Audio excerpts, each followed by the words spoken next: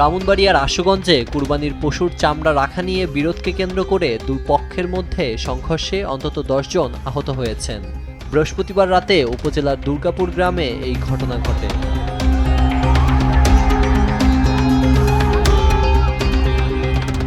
দুর্গাপুর গ্রামের বাঘারবাড়ি গোষ্ঠী এবং শরীয়তুল্লাহ গোষ্ঠীর মধ্যে চামড়া রাখাকে কেন্দ্র করে এই বিরোধের সূত্রপাত বলে জানিয়েছে স্থানীয় সূত্র। এরপর দেশীয় অস্ত্র ও টর্চলাইটের আলো ব্যবহার করে চলা ওই সংঘর্ষে অন্তত ১০ জন আহত হন।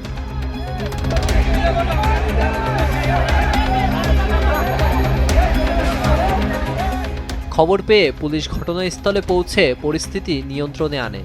অভিযোগ পেলে আইনগত ব্যবস্থা নেওয়া হবে বলে জানিয়েছে প্রশাসন। এছাড়াও ঘটনায় জড়িতদের শনাক্ত করে গ্রেপ্তারের কার্যক্রম চলছে।